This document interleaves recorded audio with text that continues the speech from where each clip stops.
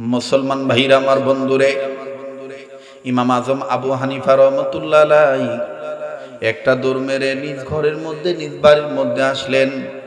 এসে মাকে ডাক দিয়ে বললেন, মা, বুড়া বয়সে কি হইছে? এইভাবে রাগারাগি করো কেন? এইভাবে তুমি তালাক প্রাপ্ত নারী হইতে চাও কেন? ওই মা, আব্বার সাথে তুমি কথা বলো না। আমার বন্ধুগণ, আমার ভাইরা, ইমাম আজম আবু হানিফার মায়ে ডাক দিয়া কয়, তোর বাপে এত বছর অনেক কিছু আমারে কইছি, আমি তোরে কিছুই কই নাই, আমি তোরে কিছুই বলি নাই। শোন শোন শোন, তোর বাবা গতকালকে আজকে বলে ফেলেছে, আমি যদি ফজর আজানের মধ্যে কথা না বলি তাইলে আমি অটো 3 তালাক। না না, তোর বাপরে জানায় দে, ফজর আজান কেন, আমি আর কথা বলবো না। এই বুড়া বয়সে আমি তালাক প্রাপ্ত নারী হয়ে বাপের বাড়িতে যাব। এবার বাবার কাছে আসলো, বাবার কাছে ঈশা ডাক দিয়ে বলে, আব্বু, আপনি মাকে ডাক দেন না, মার সাথে কথা বলেন না। বাপেও কয় না, আমি কইতাম না। হঠাৎ করে ইমাম আজম আবু হানিফা আবার গেছে মার কাছে। মার কাছে যায় ডাক দিয়ে কয়, মা গো, তুই যেহেতু কথাই বলবি না মা, ওই মা, আমি তোরে আলেম মানুষ হিসেবে বলতে চাই, আমি তোর পেট থেকে আসছি মা। ও মা, তুই আমারে দোয়া করে দে, আমি বেঁচে থাকতে যেন বুড়া বয়সে তোদের তালাক না হয়, আমি সমাধান করে দেব।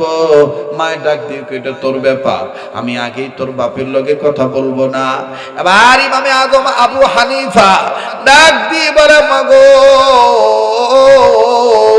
সমাজের মানুষ বিপদে পড়লে বড় বড় সমস্যার সমাধান আমি কিতাব থেকে দিয়ে দিই মা।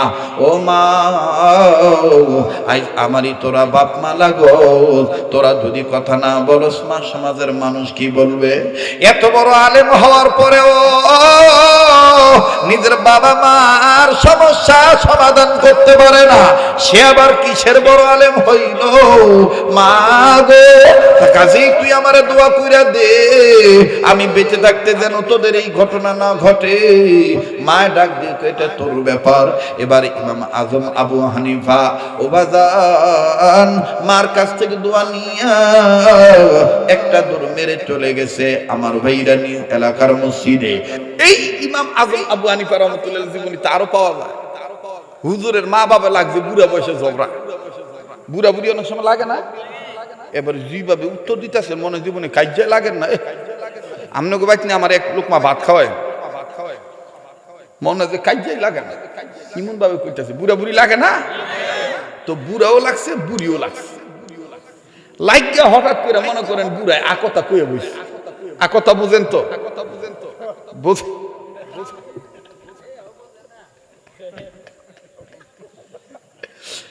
কি কইছে?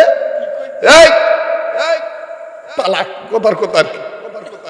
তো বুড়া বুড়ি যখন লাগিয়া গেছে গা, ফট করে বুড়াই কইতেছে, তুই আমার লগে কথা কবি না?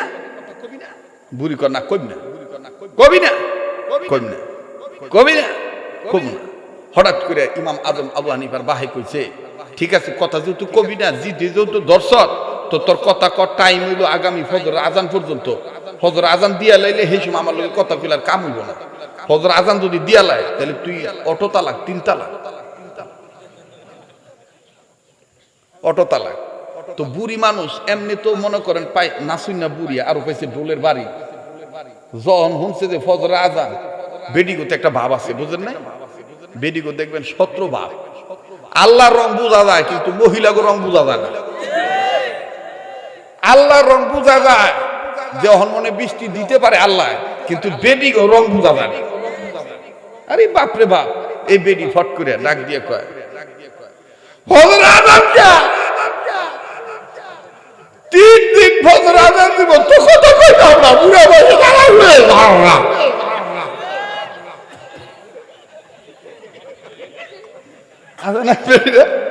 আর কথা কয় না।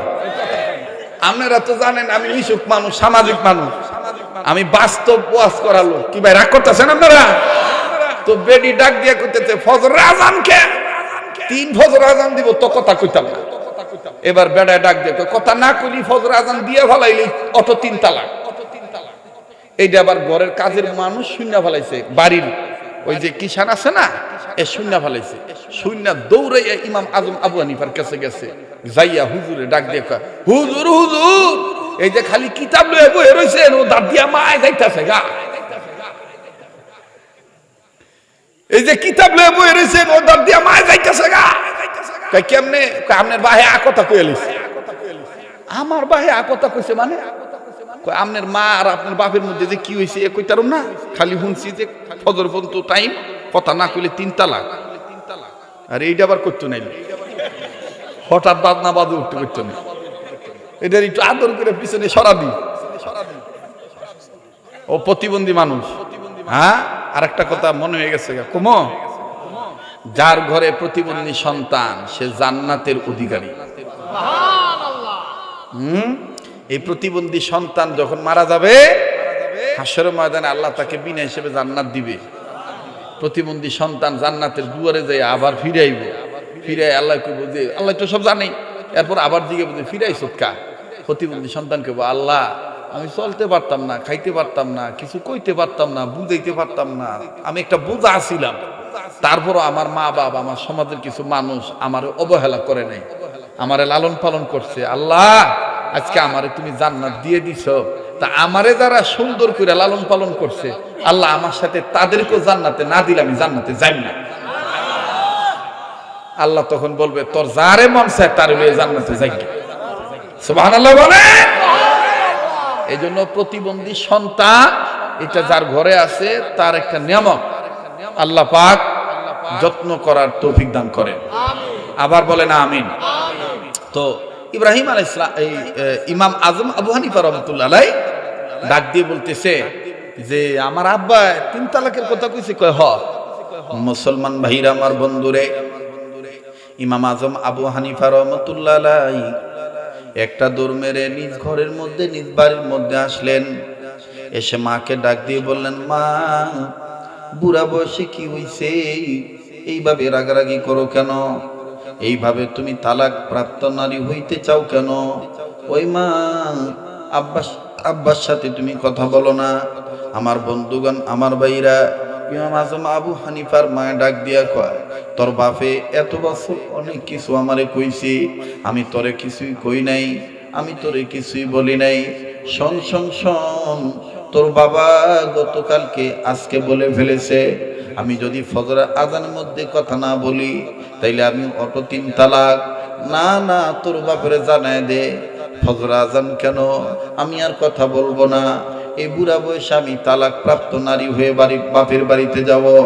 এবার বাবার কাছে আসলো, বাবার কাছে এসে ডাক দিয়ে বলে, আব্বু আপনি মাকে ডাক দেন না, মার সাথে কথা বলেন না। বাপেও কয় না, আমি কইতাম না। হঠাৎ করে ইমাম আজম আবু হানিফা আবার গেছে মার কাছে, মার কাছে যায় ডাক দিয়ে কয়, মা গো, তুই যেহেতু কথাই বলবি না মা, ওই মা, আমি তোরে আলেম মানুষ হিসেবে বলতে চাই, আমি তোর পেট থেকে আসছি মা। ও মা, তুই আমারে দোয়া করে দে, আমি বেঁচে থাকতে যেন বুড়া বয়সে তোদের তালাক না হয়, আমি সমাধান করে দেব। মায়ের ডাক দিয়ে এটা তোর ব্যাপার, আমি আগেই তোর বাপের লগে কথা বলবো না। এবার ইমামে আজম আবু হানিফা ডাক দিয়ে বলে, মা গো, সমাজের মানুষ বিপদে পড়লে বড় বড় সমস্যার সমাধান আমি কিতাব থেকে দিয়ে দিই মা। ও মা, আজ আমারই তোরা বাপ মা লাগো, তোরা যদি কথা না বলস মা, সমাজের মানুষ কি বলবে? এত বড় আলেম হওয়ার পরেও নিজের বাবা মার সমস্যা সমাধান করতে পারে না, সে আবার কিসের বড় আলেম হইল? মা গো, কাজেই তুই আমারে দোয়া কইরা দে, আমি বেঁচে থাকতে যেন তোদের এই ঘটনা না ঘটে। মায় ডাক দিয়ে এটা তোর ব্যাপার। এবার ইমাম আজম আবু হানিফা ও বাজান মার কাছ থেকে দোয়া নিয়া একটা দৌড় মেরে চলে গেছে আমার ভাইরা নিউ এলাকার মসজিদে। ঘড়ির দিকে, টাইম দিকে নজর করে দেখে তৎকালীন সময় ঘড়িতে টাইম বাজতেছে রাত্র 2টা 2:30 বাজে, তো আর ফজর আজান দেয় না। ইমাম আজম আবু হানিফা আস্তে করে আমার বন্ধুগণ নিজ এলাকার মসজিদের মুয়াজ্জিনকে ঘুম থেকে তুলল। ঘুম থেকে তুলিয়া, রে বন্ধু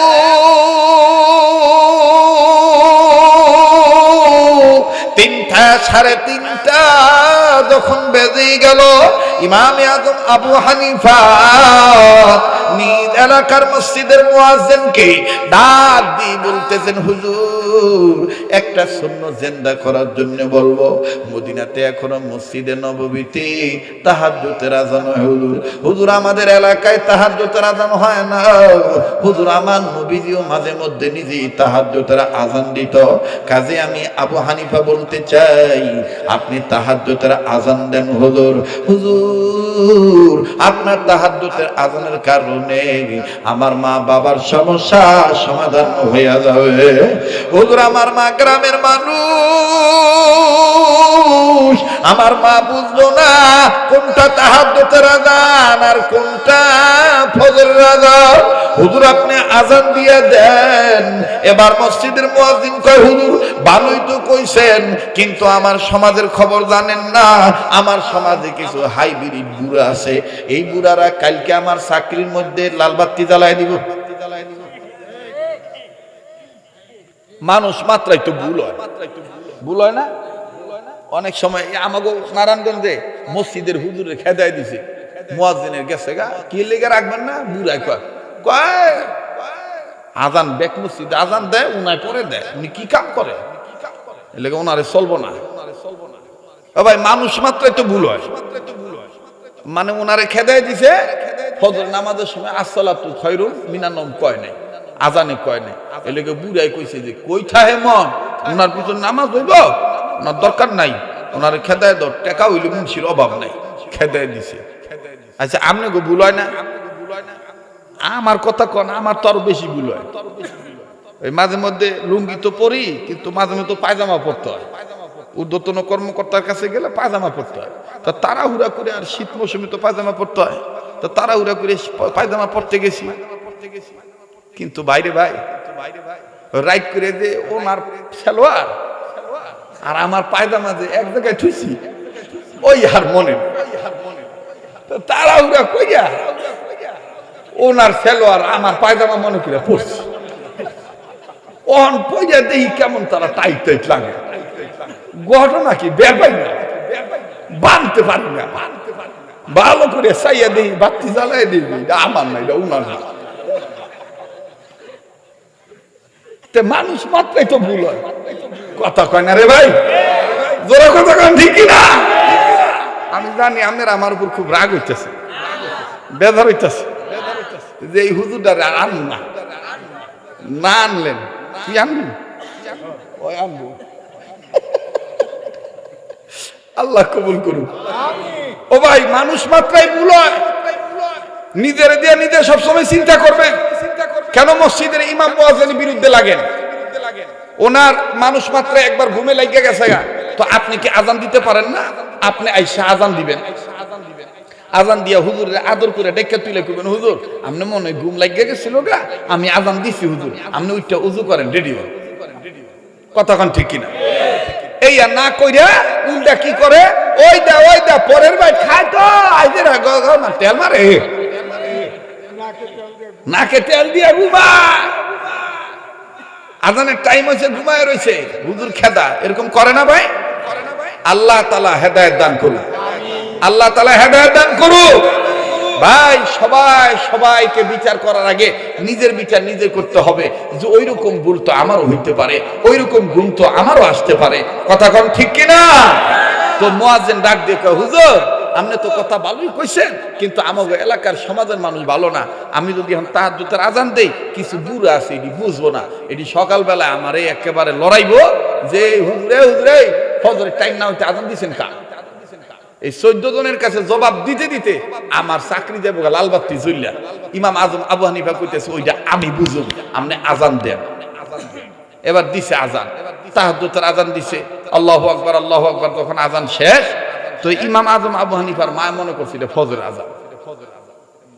বেড়ার কাছে গেছে, যাইয়া ইমাম আজম আবু হানিফার বাহের কাছে যাইয়া মহিলা গো শেষ তন্ত্র একটা বিদায় একটা বাবা আছে না, ওই কাপড়ের আসলে তেনে চাবি খুললা ইমাম আজম আবু হানিফার বাহের কাছে দিয়া কইতেছে, নেন আমি যাই গে। আমি জায়গায় বুড়ে বয়সে তালাক নিয়ে যাইতে শিখে কথা কর নাই, আমিও কই নাই, হযরত আজান দিয়ে লাগছে আমি জায়গায়। তো ইমাম আজম আবু হানিফার বাহে হাও কয় না, নাও কয় না, তুই জায়গা না থাক কিচ্ছু কয় না, চাবিও ধরে নাই। এদিক দিয়ে ইমাম আজম আবু হানিফা আইয়া দেহে মা জায়গা। তো ইমাম অনেকদিন সংসার করছি, শেষ কাটাইলে একটু বিদায় রয়ে যায়, শেষ মধ্যে কথা শেষ একটা বিদায় লইছি। এবার ইমাম আজম আবু হানিফা ডাক দিয়ে কয়, মা এইটা হযরত আজান না, তুই যে তো কথা কয়ে লইছ, তোর তালাক হয় নাই মা, এটা তাহাজ্জুদের আজান। ইমাম আজম আবু হানিফার ভাই ডাক দিয়ে কয়, এই লাইগাই তো আসসালাতু খায়রুম মিনান নাওম বিছা বাইনা।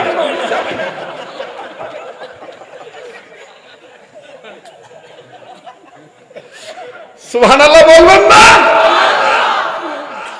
রাগ হইলেন বাজান? ব্যাপার হইলেন? আমার বন্ধুগণ, আমার ভাইরে, এই যে হাসতেছেন, এটা যৌক্তিক হাসা, এটা কোরআন হাদিস সমর্থনের হাসা, এটা অতিরিক্ত কোনো হাসা না, এটা জায়েজ আছে, কথা বলেন ঠিক কিনা? আমার বন্ধুগণ, আমার ভাইরা, কষ্ট হইতেছে আপনাদের? এবার ডাক দিয়া কই, এই লিগে তো আসসালাতু খায়রুম মিনান নাওম বিছা বাইনা। ইমাম আজম আবু হানিফা ডাক দিয়ে কয়, আব্বা এটা তাহাজ্জুদের আজান দেওয়াইছি হুজুরে মাইকে, এই তোমাগো কাইজা ঝগড়া মিলানের লাগিয়া। ফট করে ইমাম আজম আবু হানিফার বাপে আর মা ইমাম আজম রে মাঝখানে নিয়ে কয়, তোর মতন পোলা যে সমাজে থাকবো, এই সমাজ ধ্বংস হইব না, এই সমাজ খালি উন্নতই হইব। সেই ইমাম আজম আবু হানিফার উত্তরসূরি উলামায়ে কেরামগণ, অতএব উলামায়ে কেরামকে অবহেলা করবেন না।